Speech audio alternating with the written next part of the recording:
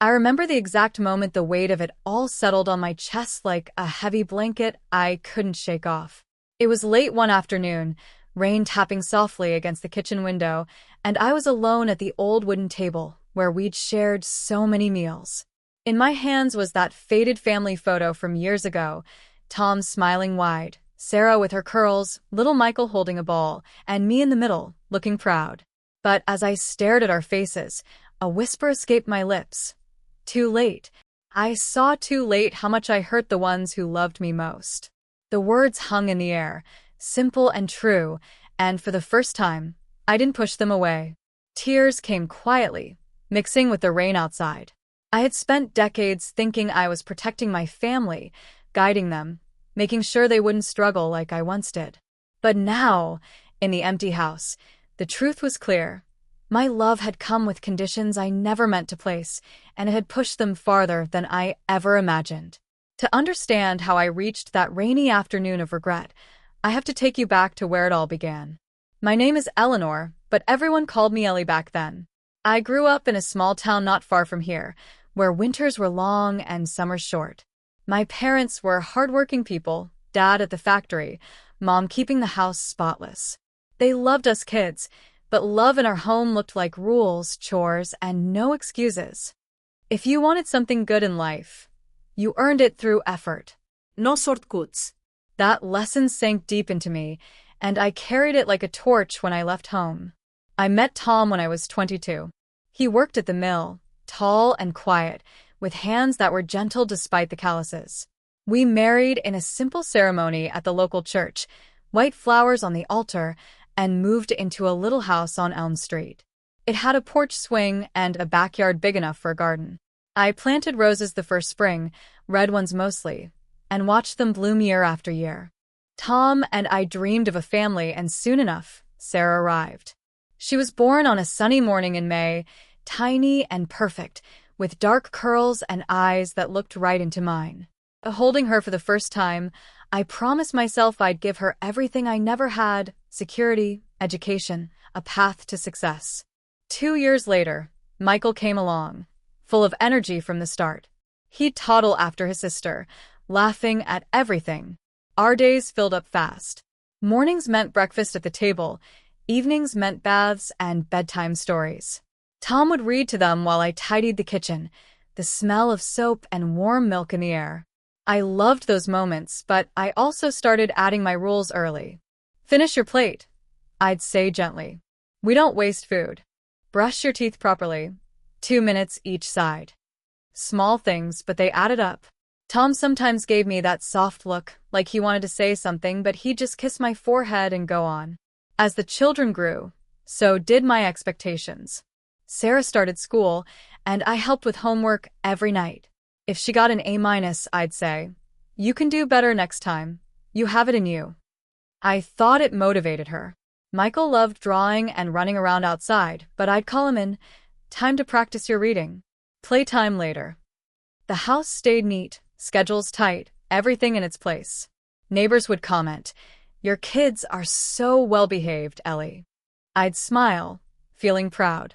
But pride can blind you sometimes. One memory stands out clearly. Sarah was 10, came home excited with a school drawing, our family under a big rainbow, stick figures holding hands. Colors everywhere, bright and happy. She held it up like a treasure. I looked at it and said, "That's lovely, sweetheart, but try to stay inside the lines next time. It looks a bit messy." Her face changed, just a flicker, and she folded the paper carefully. Tom saw it happen. Later, when the kids were in bed, he said quietly, "Ellie, she's proud of it. Let her be proud." I nodded, but inside I thought, I'm teaching her to do things right. The roses in the garden were perfect that summer, no wilted petals, no weeds, but something in our home started to feel less alive. Years rolled on.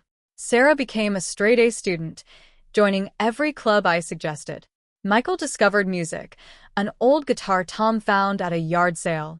He'd play in his room, simple chords at first, then songs he'd make up. The sound drifted downstairs, cheerful and free. I'd knock. "Michael, turn it down a little. Homework first." He'd stop, sigh, and open his books. His room grew quieter over time.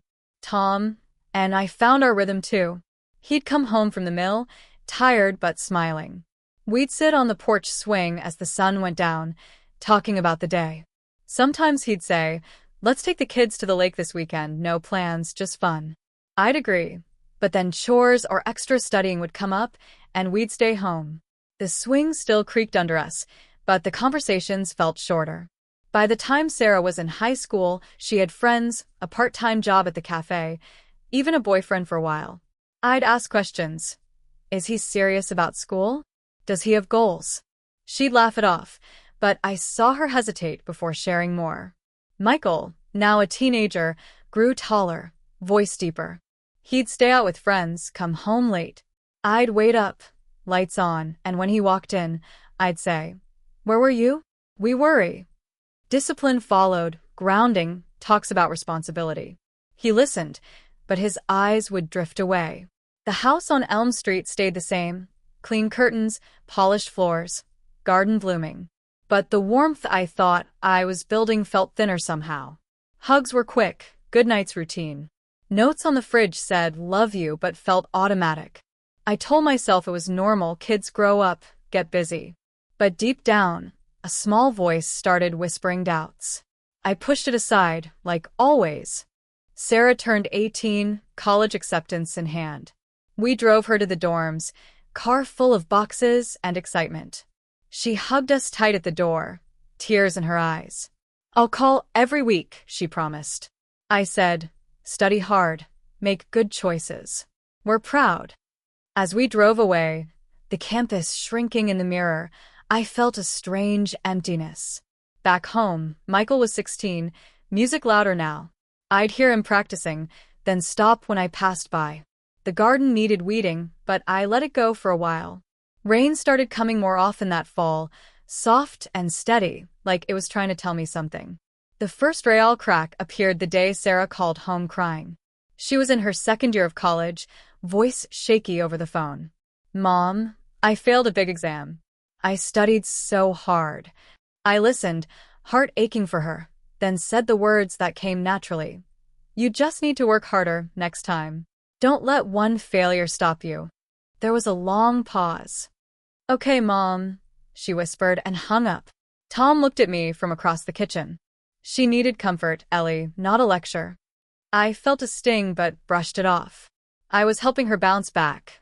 That's what mothers do. Michael's cracks showed differently. His band started playing small gigs at local spots. He'd come home buzzing with energy, telling us about the crowd cheering. I'd smile, then ask, "How's school?" "You can't skip classes for this." He'd deflate a little each time. One night he said, "Mom, this is what I love. Why can't you see that?"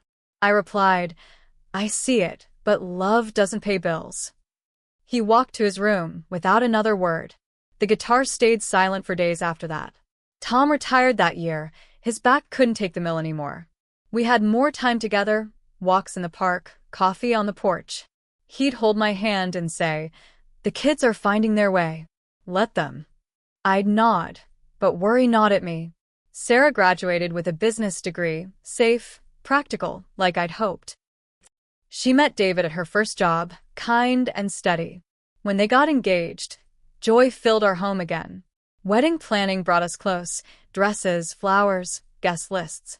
But I'd suggest budget options, simple choices. Sarah wanted a garden wedding, personal touches. "Mom, trust us," she'd say softly. I'd back off, but tension lingered under the smiles. The wedding day was beautiful, sun shining, flowers everywhere. Sarah glowed as she walked down the aisle. I cried happy tears, proud of the woman she'd become. At the reception, Michael pulled me onto the dance floor. "Dance with me, Mom." I did, but my steps felt stiff. Later, I overheard Sarah telling her cousin, "Mom means well, she just pushes so much." The words landed like a quiet slap. I smiled through the rest of the night, but they stayed with me. After the wedding, Sarah and David moved to the city for his new job.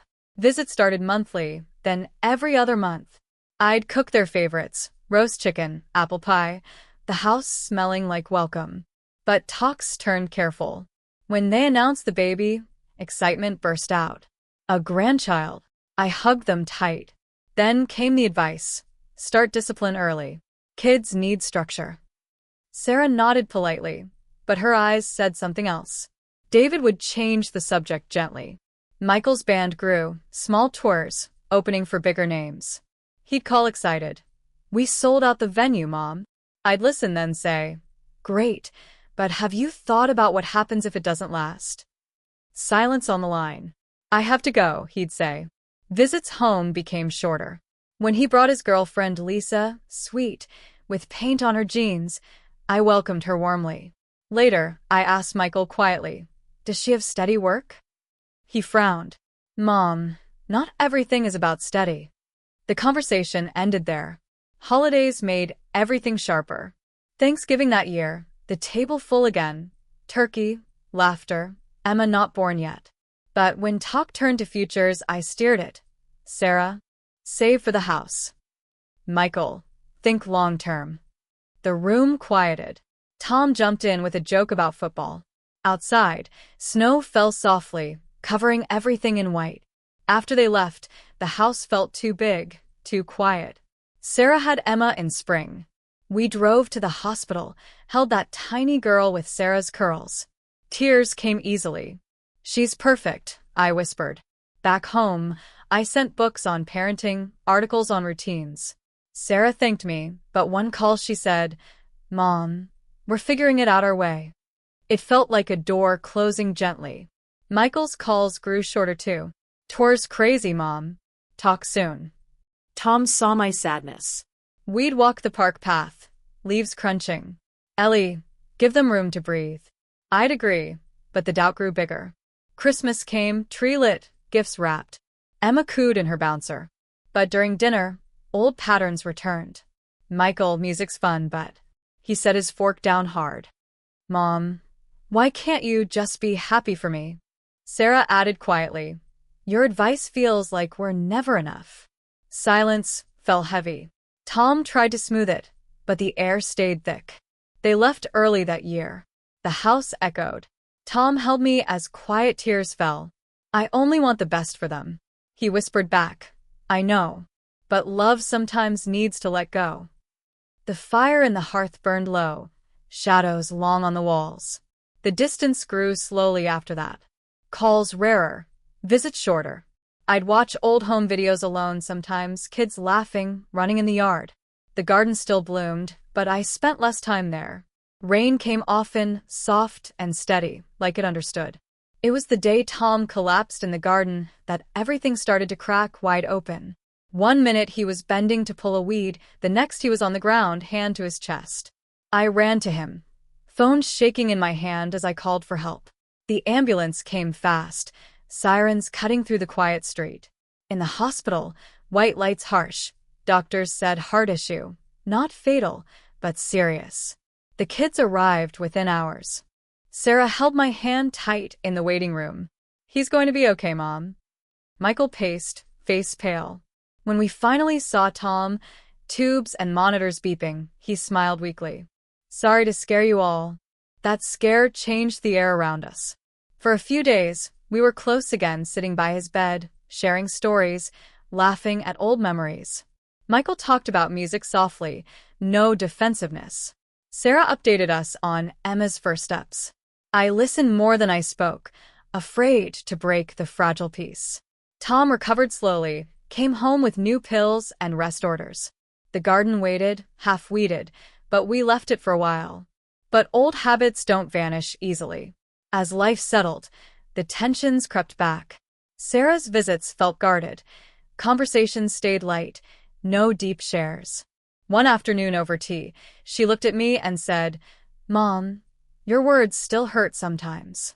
It feels like nothing we do is ever quite right. I froze. I never meant. She touched my arm. I know, but it lands that way. The kitchen clock ticked loudly in the silence after she left. Michael's band hit hard times, canceled shows, money tight. He called upset one night. I listened, then slipped into advice. This is why a backup plan matters. He hung up. 2 days later, he texted, "Sorry. Just stressed." But the gap widened again. We tried a family vacation to fix things, rented a cabin by the lake. Mornings were peaceful. Coffee on the deck, birds calling, water sparkling. But evenings around the fire pit brought truth. Michael opened up about tour struggles. I started to advise. Maybe scale back. Sarah cut in quietly but firmly. "Mom, just listen. Please." Hurt flashed through me. I stood and went inside. Stars bright outside but cold in my chest. Tom found me later on the porch. Lake breeze cool, waves lapping. "Ellie, your love is real, but it's wrapped in expectations.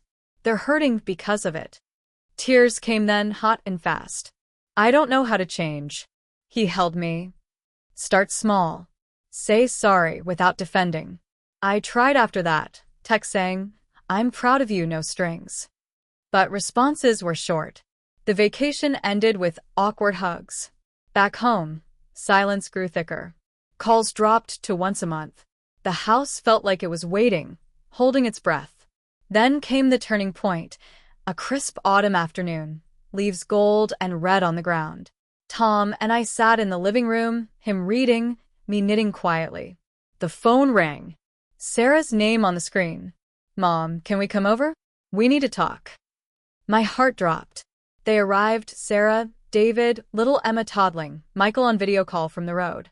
We gathered at the kitchen table, same one from childhood dinners, sunlight soft through the curtains.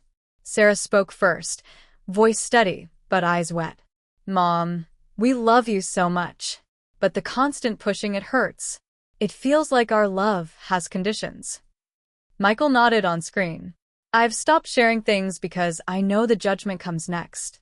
Emma played with blocks on the floor, her giggles the only light sound. I sat frozen, heart pounding. Tom squeezed my hand under the table. Sarah continued. "When Emma came, I promised I'd never make her feel like she wasn't enough. That's why we need to say this." Michael added, "I almost gave up music because the doubt you planted grew too big." Each word landed heavy, showing me the pain I'd caused without seeing. I opened my mouth to explain, "I only wanted success for you." But Sarah shook her head gently. "Success isn't just safe jobs or perfect grades, Mom. It's being happy." Emma knocked over her tower, blocks scattering. We all paused, then Tom spoke. "Your mother loves you deeply. She's hearing you now." They asked for space. Less advice, more listening. "We still want you in our lives." Hugs goodbye felt tender but heavy. The door closed, leaves swirling on the porch. That night, Tom asleep beside me. I lay awake staring at shadows on the ceiling. Memories played, Sarah's rainbow drawing, Michael's first guitar chord, family picnics. How had care turned into control? Tears came silently, soaking the pillow. Moonlight pale through the window. For the first time, I saw the full depth. I had hurt the people I loved most by not letting them be. The days after blurred. I walked the garden alone, pulling weeds slowly, each one a small regret. Tom said softly, "It's not too late to mend." I wrote letters, long, honest apologies. "I'm sorry for not listening, for making you feel less than enough. I see it now." Mailed them with shaking hands. Weeks passed, no replies at first. Thanksgiving Eve, no invites. I baked pies anyway, the smell filling empty rooms. Tom and I ate quietly, table set for two. "They'll come back," he said. Doubt sat heavy. Then the call Michael heard on tour, sprained ankle, hospital check. We drove through rain, hearts racing. He was fine, propped in bed, smiling weakly. "You came." Sarah arrived too, Emma on her hip. In that small room, beep steady, I said the words, "I'm so sorry. I see how I hurt you both." Tears flowed from all of us. Michael reached out first. "We know, Mom. We love you." Something shifted after that hospital room. Not all at once, but gently, like ice melting in spring sun. Sarah suggested family meetings, once a month, video or in person, no big expectations. Just talk. The first one was awkward. Living room, coffee steaming, Emma playing nearby. I stayed quiet mostly, listening as they shared. Sarah about motherhood joys and fears, Michael about new songs he was writing. When it was my turn, I said simply, "I'm proud of who you are. Both of you." No advice followed. Smiles came, small but real. Christmas that year felt different, smaller gathering but warmer. Tree lights twinkling, gifts simple. Emma ran around, giggling as she helped unwrap. No tense moments at dinner. Michael played guitar softly by the fire. Sarah sang along quietly. I watched, heartful but calm. When they left, hugs lingered longer. Visits increased slowly. Sarah brought Emma more often, afternoons in the garden, picking flowers, no rules about neatness.